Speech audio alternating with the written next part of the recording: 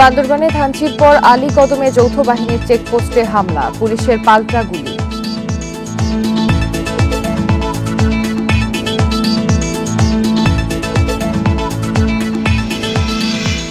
KNF এর পেছনে তৃতীয় পক্ষের ইন্ধন দেখছেন নিরাপত্তা বিশ্লেষকরা। সরকারকে আরো কৌশলী হওয়ার পরামর্শ।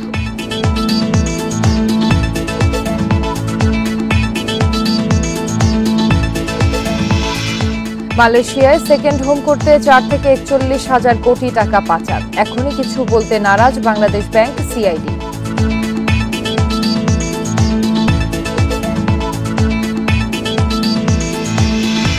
সুপ্রিম কোর্ট বারে বিএনপিপন্থী আইনজীবীদের দ্বন্দ্ব চরমে, একে অপরকে দুষছেন মাহবুব ও কাজল।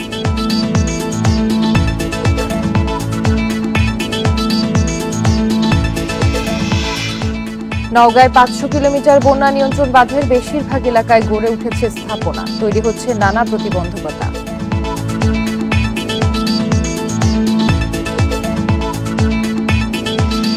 স্বাগত ইন্ডিপেন্ডেন্ট সংবাদে, আপনাদের সাথে আছি আমি জান্নাতুল ফেরদৌস সুবা এবং আমি রাকিব আহমেদ। এতক্ষণ শিরোনাম শুনছিলেন, এবার যাব পুরো খবরে। বান্দরবানের 3 ব্যাংক লুট এবং থানচি থানায় আক্রমণের পর এবার আলীকদম 26 মাইল ডিম পাহাড় এলাকায় যৌথ বাহিনীর চেকপোস্টে হামলা করেছে সন্ত্রাসীরা।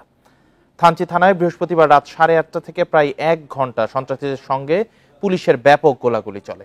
গোলাগুলি থামলেও এলাকায় পরিস্থিতি এখনো থমথমে। এদিকে সন্ধ্যায় রুমাবাজার এলাকা থেকে অপহৃত সোনালী ব্যাংকের ম্যানেজার নেজামউদ্দিনকে উদ্ধার করেছে র্যাব। বৃহস্পতিবার রাত 8টার দিকে থানচি থানায় হঠাৎ আক্রমণ করে সন্ত্রাসীরা। পুলিশ জানায়, থানার দক্ষিণ পূর্ব পাশের পাহাড় থেকে কে বা কারা গুলি ছুড়তে থাকে। থানা থেকে পুলিশ সদস্যরাও পাল্টা গুলি ছুড়ে। রাত 8:30 থেকে 9:30 পর্যন্ত গোলাগুলির পর পরিস্থিতি শান্ত হয়। এই সময় 400 থেকে 500 রাউন্ড গুলি বিনিময় হয় বলে ধারণা পুলিশের। আমাদের থানা থেকে এবং আমাদের এই বাজারে পজিশনের একটা টিম ছিল, ওই জায়গা থেকে কাউন্টার ফায়ার হচ্ছে আমাদের পুলিশের লোকজন। আর আজকে আমি বান্দরবান সদরে এসে আরো তো একজন লোক পাঠাইছি পর্যাপ্ত অস্ত্রগুলি দিয়ে। এর আগে অপহরণের 2 দিন পর সোনালী ব্যাংকের ম্যানেজার নেজামউদ্দিনকে রুমাবাজার এলাকা থেকে উদ্ধার করে র্যাব। বৃহস্পতিবার সন্ধ্যা 7:15টার দিকে তাকে উদ্ধারের পর বান্দরবানে স্থানীয় র্যাব ক্যাম্পে নেওয়া হয়। মঙ্গলবার রাতে মসজিদ থেকে বের হওয়ার পর নেজামউদ্দিনকে জোর করে ধরে ব্যাংকের ভেতরে নিয়ে মারধর করে সন্ত্রাসী গোষ্ঠী কুকিচিন ন্যাশনাল ফ্রন্ট, কেএনএফ। এরপর তাকে অজ্ঞাত জায়গায় নিয়ে মুক্তিপণ দাবি করে তারা। Independent news. বান্দরবানের পরিস্থিতি নিয়ে জানাতে যোগ দিচ্ছেন সহকর্মী মংখিং মার্মা। মংখিং, হামলার বিষয়ে বিস্তারিত কি জানা গেছে? থানায় হামলার পর, ব্যাংক লুটের পর থানায় হামলার পর যৌথ বাহিনীর উপর হামলা, আসলে কি বার্তা দিতে চাচ্ছে সন্ত্রাসীরা? আইন শৃঙ্খলা বাহিনী কি পদক্ষেপ নিচ্ছে এ বিষয়ে?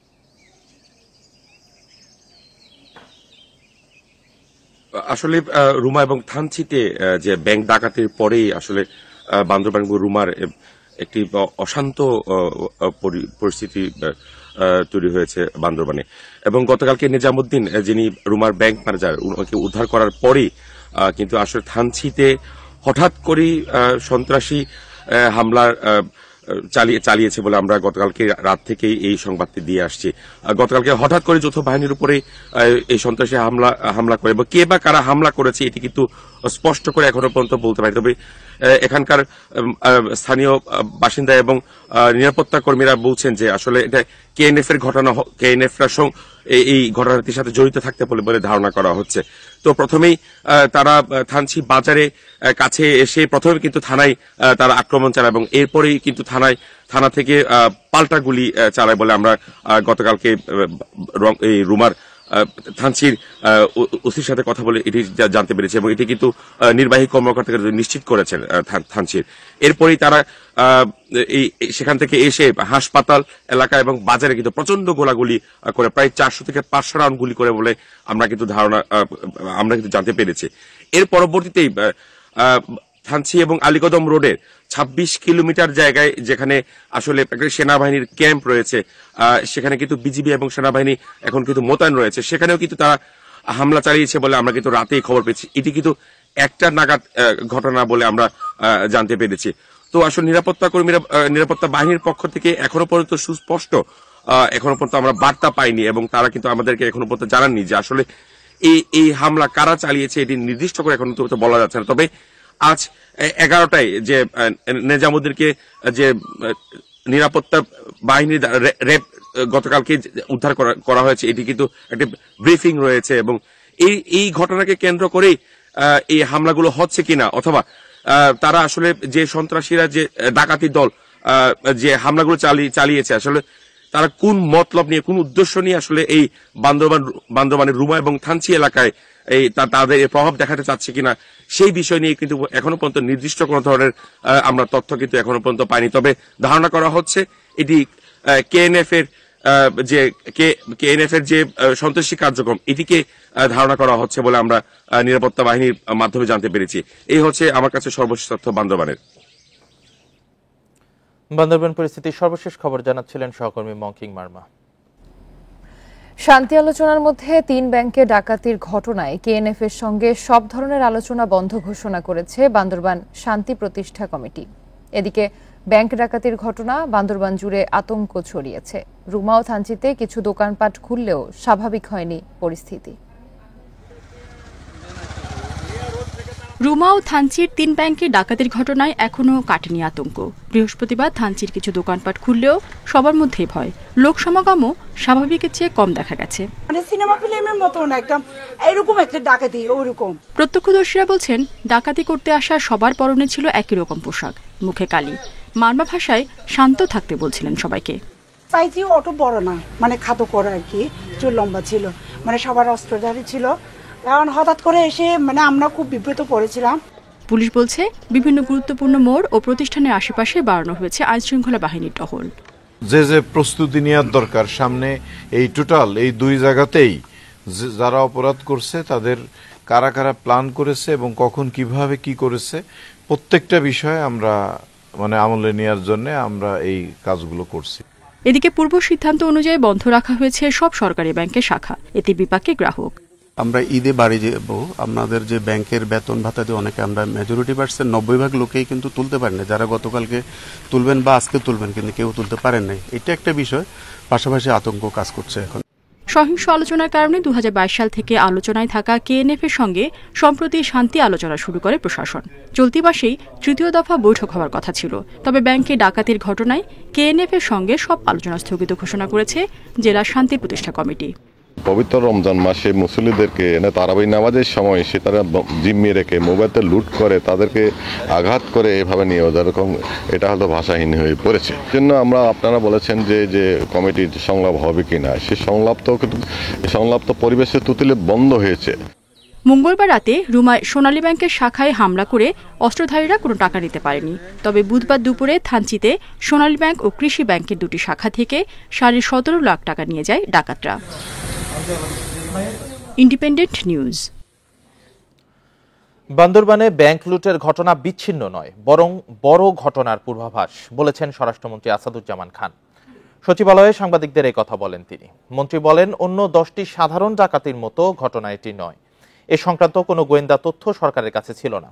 এর পেছনে কি উদ্দেশ্য, কারা জড়িত তা খতিয়ে দেখা হচ্ছে। সরকার এখন সর্বোচ্চ সতর্ক অবস্থায় রয়েছে। মঙ্গল ও বুধবার কয়েক ঘন্টার ব্যবধানে বান্দরবানের রুমা ও থানচিতে ব্যাংক লুটের ঘটনা ঘটে। এজন্য প্রাথমিকভাবে কুকিচিনকে দায়ী করেন স্বরাষ্ট্রমন্ত্রী।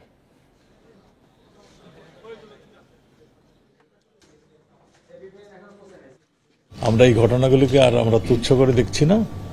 আমরা এটা কঠোরভাবে নিয়ন্ত্রণের জন্য আমরা মাননীয় প্রধানমন্ত্রী সিদ্ধান্ত নিয়েছেন। আমরাও আমাদের স্বরাষ্ট্র মন্ত্রণালয় থেকে আমরা সেই ব্যবস্থাটি নিচ্ছি, যাতে করে এই ধরনের ঘটনা আর পুনরাবৃত্তি না ঘটে। সেই ধরনের প্রচেষ্টা আমরা চালিয়ে যাব। আমরা যা যা করার প্রয়োজন আমরা সব কিছুই করব। বছরখানেক চুপ থাকার পর ব্যাংক ডাকাতির মতো বড় ঘটনায় কেএনএফ এর পেছনে তৃতীয় পক্ষের ইন্ধন দেখছেন নিরাপত্তা বিশ্লেষকেরা। বলছেন, তাদের ভেতরে নেতৃত্বের দ্বন্দ্ব তৈরি হয়েছে। পাহাড়ের সন্ত্রাসী কর্মকাণ্ড নিয়ন্ত্রণে আইন শৃঙ্খলা বাহিনীর যথেষ্ট উদ্যোগ ছিল না বলেও দাবি তাদের। এজন্য সরকারকে আরও কৌশলী হওয়ার পরামর্শ বিশ্লেষকদের। জঙ্গি সংগঠন জামাতুল আনসার ফিল হিন্দাল শারকিয়ার সদস্যদের প্রশিক্ষণ ঘিরে দেশজুড়ে আলোচনায় আসে কেএনএফ। সে ঘটনার পর 2022 সালের শেষ দিক থেকে অনেকটা নীরব হয়ে যায় সন্ত্রাসীরা। এমনকি শান্তি আলোচনায় দাবি দাওয়া নিয়েও আলোচনায় বসে তারা। এ বিষয়ে চূড়ান্ত রূপরেখা তৈরিতে 16 এপ্রিল আবারও আলোচনার কথা ছিল। এর মাঝেই ব্যাংক ডাকাতিতে সশস্ত্র অবস্থান জানান দিল কেএনএফ। আলোচনা চলাকালে এমন হামলায় গোষ্ঠীটির নেতৃত্বের দ্বন্দ্ব এবং তৃতীয় পক্ষের ইন্ধন দেখছেন নিরাপত্তা বিশ্লেষকরা। এ থেকে এটাও হয়তো একটা প্রতীয়মান হচ্ছে বা চিন্তা করার অবকাশ সৃষ্টি করছে যে এখানে বাইরের কারো ইন্ধন আছে কিনা এই আলোচনাটাকে, এই সমঝোতাকে আপনাকে ভণ্ডুল করে দেওয়ার জন্য। সেই সব জিনিসগুলো আমাদেরকে দেখতে হবে। বিশ্লেষকরা আরো বলছেন, এই সন্ত্রাসীদের নিয়ন্ত্রণে আইনশৃঙ্খলা বাহিনীর উদ্যোগের অভাব ছিল। এখন নিরাপত্তা পরিকল্পনা ঢেলে সাজানোর পরামর্শ তাদের। তারা কিন্তু একটা পর্যায়ে গিয়ে কাঠামোগত পরিবর্তন করেছে। সেই কাঠামোতে কখনো নিয়ন্ত্রণের বিষয় থাকে, কখনো এদেরকে সঠিক বিষয়টি বুঝিয়ে মানে ডিরেডিক্যালাইজড করার বা মূল জায়গায়, স্বাভাবিক জায়গায় ফিরিয়ে নিয়ে আসার চেষ্টাটা থাকে। দুর্গম অঞ্চলে কেএনএফকে নিয়ন্ত্রণে সাধারণ মানুষের সচেতনতা বাড়ানোর উপরও জোর দিয়েছেন বিশ্লেষকরা।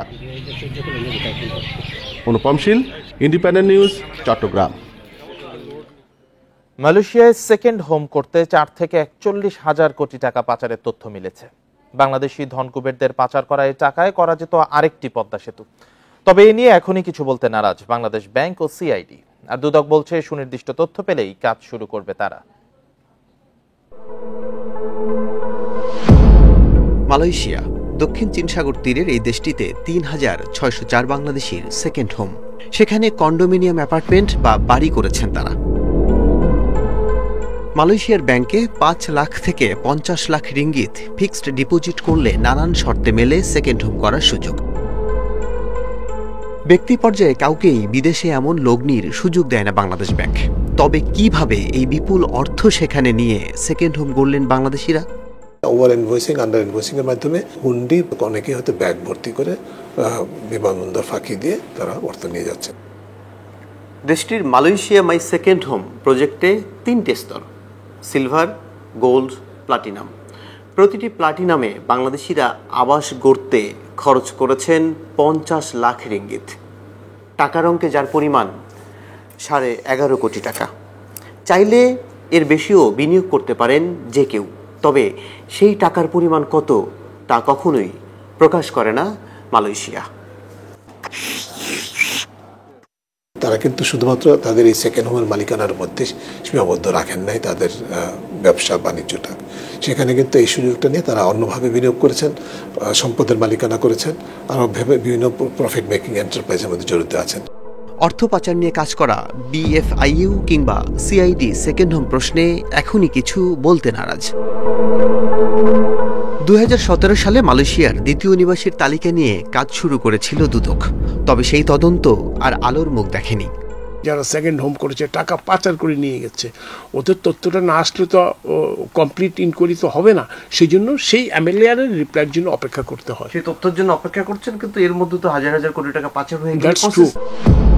ওয়াশিংটন ভিত্তিক সংস্থা গ্লোবাল ফিনান্সিয়াল ইন্টিগ্রিটি জিএফআই বলছে, বাংলাদেশ থেকে বছরে গড়ে পাচার হয় ৮০,০০০ কোটি টাকা। আল আমিন হক অহন, independent news, Dhaka. Supreme court বারে বিএনপিপন্থী আইনজীবীদের দুই পক্ষের দ্বন্দ্ব এখন চরমে। দলীয় ফোরামের সিদ্ধান্ত উপেক্ষা করে সভাপতির দায়িত্ব নিয়েছেন ব্যারিস্টার মাহবুব উদ্দিন।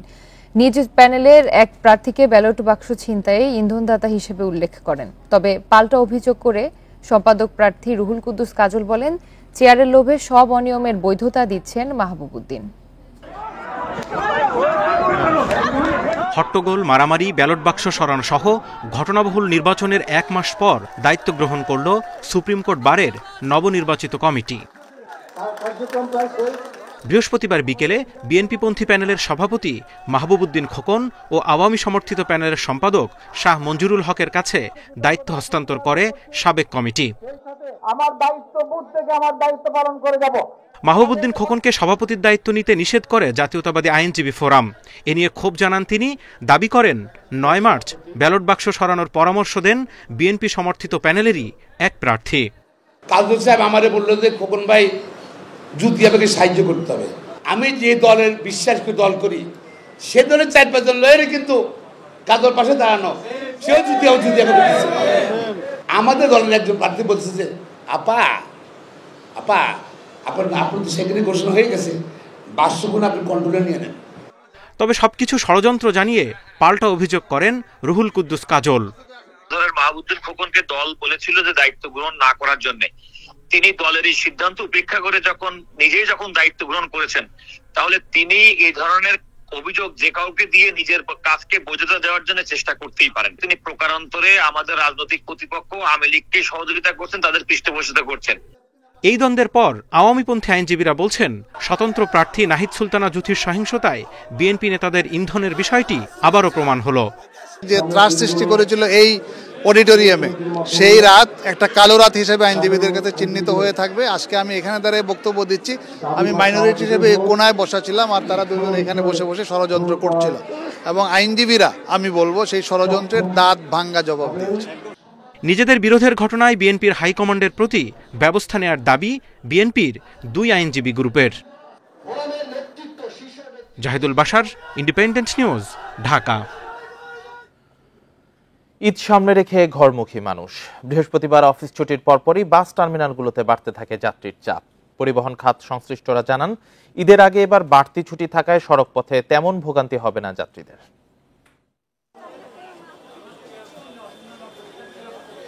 আর মাত্র কয়েকদিন পরে মুসলমানদের সবচেয়ে বড় ধর্মীয় অনুষ্ঠান পবিত্র ঈদ উল ফিতর। এরই মধ্যে প্রিয়জনের সঙ্গে ঈদের আনন্দ ভাগাভাগি করে নিতে বাড়ি ফিরতে শুরু করেছেন মানুষ। গাবতলী, সায়দাবাদ, মহাখালী বাস টার্মিনাল থেকে তেমন ভোগান্তি ছাড়াই গন্তব্যে যাত্রা করেন সবাই। সড়কে যানজট থাকে, এটাও একটা, আর এই যে 3 দিনের যে টানা একটা বন্ধ, এই বন্ধ উপলক্ষে আর কি যাওয়া। এখানে হচ্ছে পরিবার ছাড়া থাকতে হচ্ছে ভার্সিটি পড়াশোনার ক্ষেত্রে, তো পরিবারের সাথে ঈদ কাটানো তো মজা অন্যরকম, তো এই জন্যই আর কি যাচ্ছি। বাসায় দেখা যাচ্ছে চাপ থাকবে অনেক বেশি, যার কারণে আর কি একটু আগে যাওয়া আর কি। ঈদের আগে ভোগান্তি এড়াতে অনেকেই তাদের পরিবার পরিজনকে বাড়ি পাঠিয়ে দিচ্ছেন এখনই। তবে বৃহস্পতিবার অফিস ছুটির পর ঢাকায় যানজট থাকায় দূরপাল্লার অনেক বাস সময়মতো টার্মিনাল থেকে ছেড়ে যেতে পারেনি। রাস্তায় এমনি জ্যাম আছে, তারপরে আবার বাস ঠিকমতো আসতেছে না। এখন আর কি যাইতে পারতেছি, তো ঈদের উপলক্ষে যাওয়া এটাই ভালো লাগতেছে, যে মানে সবার সাথে ঈদ করব। পরিবহন খাত সংশ্লিষ্টরা জানান, বাসের অগ্রিম টিকিট ছাড়াও ঈদের আগে টার্মিনাল থেকে যে কোনো গন্তব্যের টিকিট পাবেন যাত্রীরা। নেই সড়ক পথে ভোগান্তির আশঙ্কাও। লম্বা ছুটি, যার কারণে যাত্রীরা ধীরস্থিরভাবে যাচ্ছে, মোটামুটি স্বস্তির আশা করতেছে। ঢাকার বাস টার্মিনালগুলোতে বৃহস্পতিবার বিকেল থেকে শুরু হওয়া যাত্রীদের চাপ সন্ধ্যার পর কিছুটা বাড়ে। মাহমুদ শরীফ, ইন্ডিপেন্ডেন্ট নিউজ, ঢাকা। ঈদের মহাসড়কের অবস্থা নিয়ে আরো জানাতে গাজীপুর ও নারায়ণগঞ্জ থেকে যুক্ত হচ্ছেন সহকর্মীরা। আর শুরুতেই গাজীপুর থেকে যুক্ত হচ্ছেন সহকর্মী আবুল হাসান। আবুল, গাজীপুরের সড়কে গাড়ির চাপ কেমন দেখছেন? বিশেষ করে ঈদকে কেন্দ্র করে যে ঘরমুখী মানুষের চাপ, বাস টার্মিনালগুলোতে যাত্রীদের চাপ এবং যানবাহনের চাপ কেমন দেখছেন?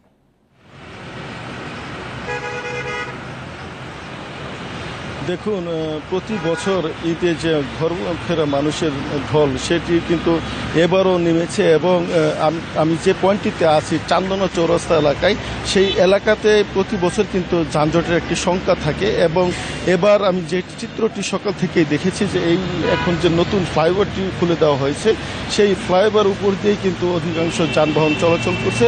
এবং সেই যানবাহনের গুলো ফ্লাইওভারের শুরুতে কিছুটা চাপ রয়েছে, এবং এর কারণ হচ্ছে যে গাড়ির গতি এখানে অনেকটাই কম। এবং ফ্লাইওভার অপর প্রান্তে যেখানে গাড়িগুলো নামছে, সেই প্রান্তেও কিন্তু গাড়ির কিছুটা চাপ রয়েছে। এবং এখানকার যারা চালক রয়েছেন তাদের সঙ্গে আমি কথা বলে যেটি জেনেছি, যে এই মহাসড়কের এই পয়েন্টটিতে গাড়ির চাপ ইতিমধ্যে বেড়েছে। এবং যারা গাড়ি নিয়ে আসছেন তাদের এখানে অনেকেই কিন্তু ফ্লাইওভারের উপরেই যাত্রী নামাচ্ছেন বা ওঠাচ্ছেন, সেই কারণে কিছুটা এখানে ধীরগতি রয়েছে গাড়ির এবং গাড়ির চাপও বেড়ে গেছে। এবং একই সঙ্গে যারা ঘরে ফিরতে যাচ্ছেন সেই মানুষের কিন্তু উপস্থিতি রয়েছে এবং এখানে যে কাউন্টারগুলো রয়েছে সেই কাউন্টারগুলোতে আমরা দেখেছি মানুষরা অপেক্ষা করছেন তাদের নির্দিষ্ট গাড়ির জন্য। এবং অনেকেই কিন্তু ঈদের যানজট এড়ানোর জন্য আগে ভাগে তাদের পরিবার পরিজনকে দেশে পাঠিয়ে দিচ্ছেন। এবং আপনি জানেন যে গাজীপুরে 7 এবং 8 তারিখে অধিকাংশ পোশাক কারখানা ছুটি হবে এবং সেই সময় গাড়ির চাপ আরও বাড়বে এবং মানুষের চাপও কিন্তু বেড়ে যাবে।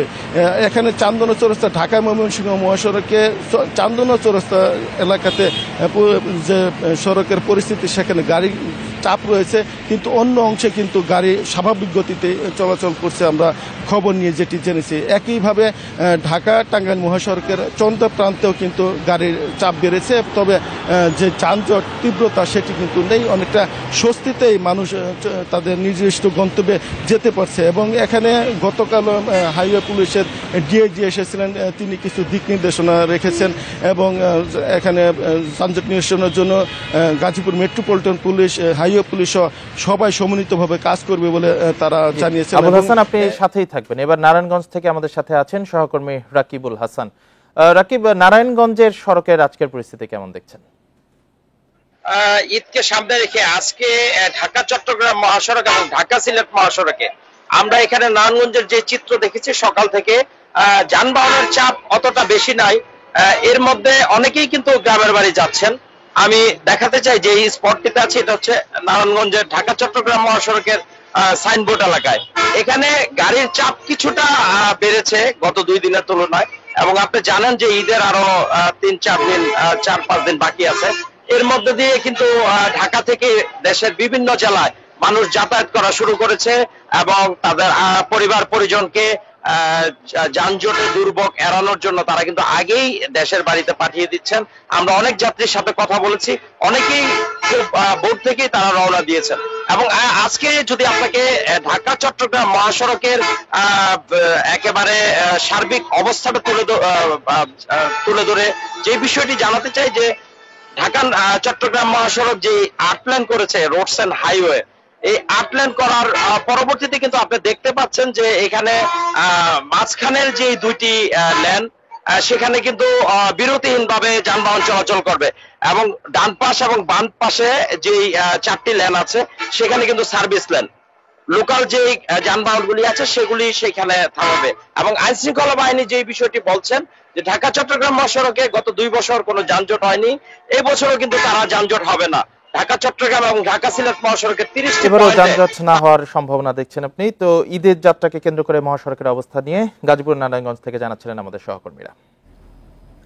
ঈদে ঘরমুখো মানুষের পারাপার নিশ্চিত করতে মানিকগঞ্জের পাটুরিয়া ও আরিচা ঘাট এলাকায় বিশেষ উদ্যোগ নিয়েছে প্রশাসন। সার্বিক কার্যক্রম পর্যবেক্ষণের জন্য 7 জন ম্যাজিস্ট্রেট ও আইন শৃঙ্খলা বাহিনীর 1000 সদস্য মোতায়েন থাকবে। ঈদের 3 দিন আগে থেকে 3 দিন পর পর্যন্ত পচনশীল পণ্য ছাড়া সব ধরনের মালবাহী পরিবহন পারাপার বন্ধ রাখা হবে। পাটুরিয়া, দৌলতদিয়া ও আরিচা কাজিরহাট হয়ে দক্ষিণ পশ্চিমাঞ্চলের অনেকে যাতায়াত করেন। তাদের ঈদ যাত্রা নির্বিঘ্ন করতে বেশ কিছু পদক্ষেপ নিয়েছে প্রশাসন। পাটুরিয়া দৌলতদিয়ার 4টি ঘাট দিয়ে চলবে 15টি ফেরি এবং আলাদা ঘাট দিয়ে চলবে 30টি লঞ্চ। আরিচা কাজিরহাটের 2টি ঘাট দিয়ে চলবে 5টি ফেরি এবং আলাদা ঘাট দিয়ে চলবে 13টি লঞ্চ ও 41টি স্পিডবোট। যদি ফেরিগুলো এসে সরাসরি লোড আনলোড করতে পারে তাহলে সেখানে গাড়ির সংখ্যা যতই বৃদ্ধি পাক আমরা আশা করছি ইনশাল্লাহ আমাদের সেই সক্ষমতা আছে। লঞ্চ ও স্পিডবোটে অতিরিক্ত যাত্রী ওঠানামা বন্ধে কাজ করবে নৌ পুলিশ।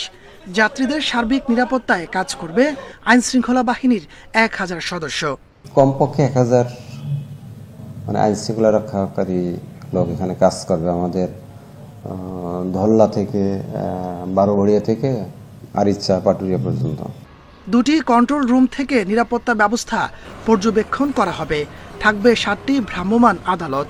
অতিরিক্ত ভাড়া যেন আদায় করতে না পারে এবং অতিরিক্ত যাত্রী যেন পরিবহন করতে না পারে, সেই লক্ষ্যে আমরা প্রয়োজনীয় নির্দেশনা দিয়েছি এবং এই লক্ষ্যে আমাদের ভ্রাম্যমাণ আদালত পরিচালিত হবে। আমরা ইতিমধ্যে প্রয়োজনীয় সংখ্যক 5 সদস্য বিশিষ্ট একটা ভিজিলেন্স টিম করে দিয়েছি।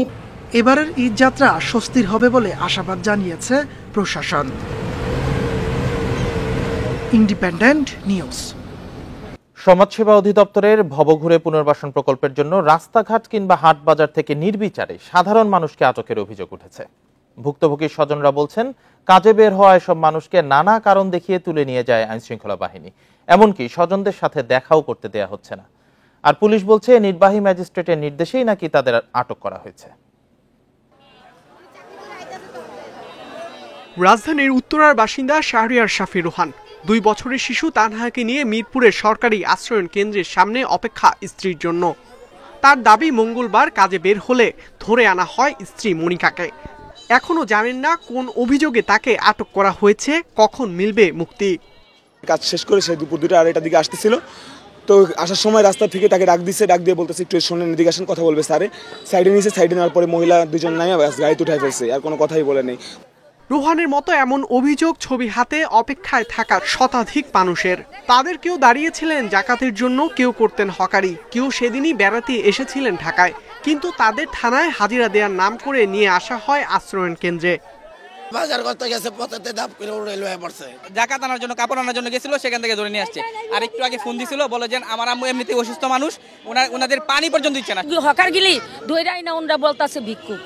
আচ্ছা, কর্মকেরা, এটা তো আমরা একটা ব্যবসা করে খাই। টাকা 5,000 করে টাকা দাও, তাহলে দেখতে দিব। ঘটনার সত্যতা জানার চেষ্টা করলেও ভেতরে ক্যামেরা প্রবেশের অনুমতি মেলেনি। দায়িত্বরত কর্মকর্তার দাবি, ভবঘুরে ও নিরাশ্রয় ব্যক্তি পুনর্বাসন আইনের ভিত্তিতে তাদের আটক করা হয়েছে। কিন্তু আশ্রয়ণ কেন্দ্রে হঠাৎই 400 মানুষ কিভাবে এলো তার সদুত্তর মেলেনি। 1 তারিখে ছিল 78 জন, 1 তারিখে, 2 তারিখে হলো 442 জন। তো জিনিসটা কি একটু অস্বাভাবিক না? মানে 80 জন থেকে হঠাৎ করে 442 জন কেন ঈদের আগে হচ্ছে? এই অভিযানটা চালানো হয়েছে সরকারের নির্বাহী আদেশে। আমরা আটক করার পর আমরা ম্যাজিস্ট্রেটের সামনে দাঁড় করানো হয়েছে, ম্যাজিস্ট্রেট কথা বলেছে, তারপরে ম্যাজিস্ট্রেট হয়তো একটা সামান্য সময়ের জন্য একটা আটক আদেশ দিচ্ছে। তাহলে এক্ষেত্রে কিন্তু ভুল হওয়ার সম্ভাবনা খুব একটা নাই। আটক বেশিরভাগ মানুষের সাথে ভবঘুরে আইনের সংজ্ঞার কোনো মিল নেই। সমাজসেবা অধিদপ্তরে গিয়ে এ বিষয়ে কারো মন্তব্য পাওয়া যায়নি। তবে ভিক্ষুক উন্নয়ন বিষয়ক প্রকল্পের দায়িত্বরত কর্মকর্তার দাবি, সবকিছু আইন অনুযায়ী হচ্ছে। আমরা তো তাদের ধরি নাই, ধরছে পুলিশ আর স্থানীয় ম্যাজিস্ট্রেট যারা, তারা। তাহলে তো আমি তাদের বিষয়টা আমি ব্যাখ্যা দিতে পারবো না তারা কিভাবে ধরছে। যে কোনো কোর্টের মাধ্যমে তাদের ওইরকম সাময়িক আশ্রয়ের জন্য ওইখানে রাখবে, এটাই নিয়ম। বিনা অপরাধে আটক এসব ব্যক্তিদের দ্রুত মুক্তির দাবি জানিয়েছে ভুক্তভোগী স্বজনরা। ইকরামুল কবির, ইন্ডিপেন্ডেন্ট নিউজ, ঢাকা। নওগাঁয় প্রায় 500 কিলোমিটার বন্যা নিয়ন্ত্রণ বাঁধের বেশিরভাগ এলাকাতে গড়ে উঠেছে দোকানপাট, বাজার, ঘরবাড়ি সহ নানা স্থাপনা। এতে বাঁধে চলাচলের রাস্তা বন্ধ হওয়া সহ তৈরি হচ্ছে নানা প্রতিবন্ধকতা। অবৈধ স্থাপনা উচ্ছেদে বারবার জানানো হলেও তেমন কোনো ব্যবস্থা নিচ্ছে না পানি উন্নয়ন বোর্ড। অবৈধ দখলের কারণে রানীনগরের মিরাট ইউনিয়নের জামালগঞ্জ মোড় এখন বাজারের রূপ নিয়েছে। মোড়কে ঘিরে বন্যা নিয়ন্ত্রণ বাঁধের ওপর 38টি দোকান ও 16টি বসতি গড়ে উঠেছে। নিজস্ব জমি না থাকায় বাঁধে আশ্রয় নেওয়ার কথা স্বীকারও করছেন দখলদাররা। বহুদিন থেকে এখানে গরিব মানুষ বাড়িঘর নেই, যার জন্য এখান থেকে আসি। থাকার জায়গা নাই, এখানে বাড়ি করে আসি। যদি সরকার যদি অনুমতি দেয় তাহলে আমাকেও দেয়। দোকান ও ঘরবাড়ি তৈরি করায় ক্ষতিগ্রস্ত হচ্ছে বাঁধের অনেক জায়গা। এতে ভাঙন ঝুঁকি সহ বাঁধের ওপরে চলাচলে তৈরি হচ্ছে প্রতিবন্ধকতা। ওরা একবারের দোয়াই দেয়, অনেকে অনেক কিছু করতেছে, কিন্তু আমরা মালিকালা বা মালিক আমরা কোনো চান্স পাই না। রাস্তা সংকীর্ণ হয়ে গেছে, পার্শ্বে যেগুলো অবৈধ স্থাপনা ঘর হওয়ার কারণে গাড়ি ঘোড়া চলাচল এবং গাড়ির মোড় ঘুরতে সমস্যা হয়। তো এটা আইনগতভাবে ব্যবস্থা নিয়ে এটা অপসারণ করা, এখানে দুর্ঘটনা অ্যাক্সিডেন্ট যেগুলো হয় এগুলো আর হবে না হয়তো। পুরো জেলায় প্রায় 500 কিলোমিটার বন্যা নিয়ন্ত্রণ বাঁধে বিভিন্ন স্থানে দোকানপাট, বাজার, বসতি গড়ে উঠেছে। এসবের তালিকা করে উচ্ছেদের আশ্বাস দিয়েছে পানি উন্নয়ন বোর্ড। অবৈধ স্থাপনাগুলি ধারাবাহিকভাবে গড়ে উঠছে। তো রিসেন্ট আমরা এগুলি উচ্ছেদ করার জন্য আমরা প্রক্রিয়া গ্রহণ করছি। প্রসাদপুর বাজার, এরপরে আরো অনেকগুলি জায়গা আছে যেগুলিতে আমরা ধারাবাহিকভাবে উচ্ছেদ অভিযান পরিচালনা করব। দ্রুত অবৈধ স্থাপনা উচ্ছেদের দাবি জানিয়েছেন স্থানীয়রা। Independent news. ঈদের বাজারে অনলাইনে কেনাকাটা বেড়েছে কয়েক গুণ। যানজট আর বাড়তি ঝামেলা এড়াতে অনেকে ঘরে বসে সারছেন ঈদ বাজার। ক্রেতা টানতে আকর্ষণীয় অফারও দিচ্ছে ই কমার্স প্রতিষ্ঠানগুলো। তবে চমকপ্রদ অফারের ভিড়ে যেন প্রতারণা না হয় সেজন্য নজরদারি বাড়ানোর কথা জানিয়েছে ভোক্তা অধিকার সংরক্ষণ অধিদপ্তর। একটি বেসরকারি বিশ্ববিদ্যালয়ের শিক্ষার্থী আনসারি 5 বছর ধরে কেনাকাটা করছেন অনলাইনে। ঈদ শপিং সারতে বন্ধুদের নিয়ে অনলাইনে খুঁজছেন পছন্দের পণ্য। মার্কেটে অনেক ভিড়, যার কারণে আমি চিন্তা করলাম যে অনলাইনে আমি যদি প্রোডাক্ট কিনি তাহলে অনেক ভালো হয়। এখন বর্তমানে অনেকে দেখি যে স্ক্রলিং করলেই দেখি অনেক সুন্দর সুন্দর প্রোডাক্ট আসে, অনেকে রিভিউ করে। ক্রেতারা বলছেন রোজায় যানজট আর গরমের বাড়তি ভোগান্তি এড়ানোর পাশাপাশি পছন্দের পণ্য সাধ্যের মধ্যে পেতেই অনলাইনে ঝুঁকছেন তারা। মাঝে মধ্যে ওই হ্যাসেলটা এড়ানোর জন্য বাসার মধ্যে বসে বসে অনলাইনে শপিং করার চেষ্টা করি। 14-15 সালেও দেখতে গেলে বিভিন্ন ধরনের পাখি ড্রেস, আনারকলি ড্রেস বেরিয়েছিল। এখনও সেম টাইমে এরকম বহু ধরনের ড্রেস বের হচ্ছে যেগুলো অফলাইনে খুঁজে পাওয়া যাচ্ছে না, বাট অনলাইন থেকেই মানুষ পারচেস করতেছে। সংশ্লিষ্টরা বলছেন অন্য যে কোনো সময়ের তুলনায় এখন অনলাইন মার্কেট প্লেসে অর্ডারের পরিমাণ বেড়েছে কয়েক গুণ। ওয়্যার হাউসেও বেড়েছে কাজের ব্যস্ততা। রিটার্ন প্রোডাক্ট হয় 1%-এর মতো রাফলি, মানে 1%-এরও কম। সো এই জিনিসটা আমরা সেলারদেরকে এডুকেট করে দিয়েছি এবং আমাদের কোয়ালিটিতে এখন কোনো সমস্যা হওয়ার কথা না, এটা খুবই কম। সো ঈদে আসলে আমরা ওইটা মেনটেন করার চেষ্টা করছি। আপনাকে বলেছে সে একটা কাপড় দিবে, সে না দিয়ে হয়তো একটা অন্য কিছু দিল, সেটাতে হয়তো তার শপই আমরা বন্ধ করে দিই। ঈদ ঘিরে কেবল ডিসকাউন্টই নয়, পণ্যের গুণগত মান নিশ্চিতের দিকেও এবার নজর বাড়ানোর কথা বলছেন ব্যবসায়ীরা। আপনি মার্কেটে যে সময় নষ্ট করতে হবে না বা অন্য রাস্তায় সময় নষ্ট করতে হবে না।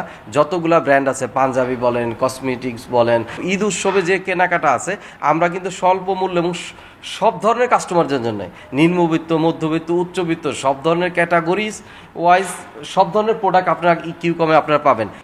অনলাইনে পণ্য অর্ডার করে অনেকেই সঠিক পণ্য বুঝে না পাওয়ার অভিযোগও রয়েছে। বাড়তি ছাড়ের প্রলোভনে কেউ যেন প্রতারণা করতে না পারে সেজন্য কঠোর অবস্থানে রয়েছে জাতীয় ভোক্তা অধিকার সংরক্ষণ অধিদপ্তর। মিথ্যা অফার বা মিথ্যা বিজ্ঞাপনে আপনারা প্রলুব্ধ হবেন না। যে অনেকগুলো ফেক প্রতিষ্ঠান যখন তারা বিভিন্ন আইডি দিয়ে এইগুলো অনলাইনে অফার দেয়, তাদেরকে কিন্তু আমরা ট্র্যাক করতে পারছি না। কিন্তু যেখানে কোনো অভিযোগ পাচ্ছি, যাকে ট্র্যাক করা যাচ্ছে, তাদের বিরুদ্ধে কিন্তু আমাদের আইন অনুযায়ী আমরা ব্যবস্থা নিচ্ছি। আমি সেক্ষেত্রে বলবো যে অনলাইনে কেনাকাটার ক্ষেত্রেও আপনি সচেতন হবেন, আপনি রিভিউ দেখবেন।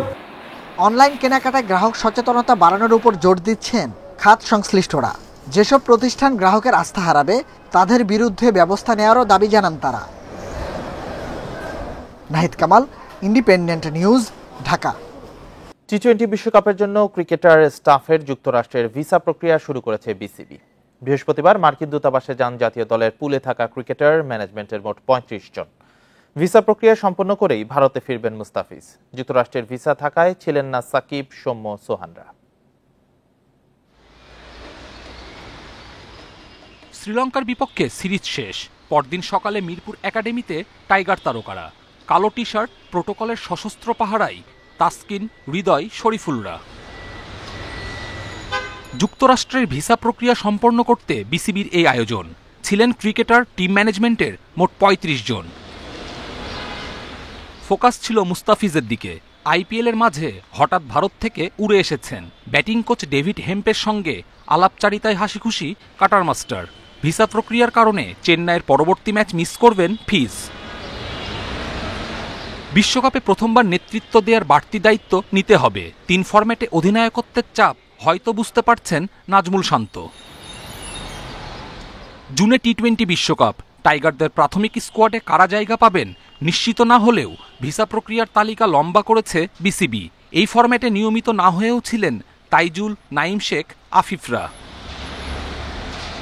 মে মাসে জিম্বাবুয়ের বিপক্ষে 5 টি-20 ঘরের মাঠে। বিশ্বকাপের দল গঠনে যা বাড়তি গুরুত্ব পাবে। যদিও বিশ্বকাপের ঠিক আগে 21, 23 ও 25 মে যুক্তরাষ্ট্রের বিপক্ষে 3টি টি-20 খেলবে টাইগাররা। বিরূপ কন্ডিশনে মানিয়ে নেয়ার চ্যালেঞ্জে বড় নিয়ামক হতে পারে ওই সিরিজ। বিশ্বকাপের ডি গ্রুপে বাংলাদেশের প্রথম 2 ম্যাচ যুক্তরাষ্ট্রে। 8 জুন ডালাসে প্রতিপক্ষ শ্রীলঙ্কা, 10 জুন সাউথ আফ্রিকার বিপক্ষে ম্যাচ নিউ ইয়র্কে।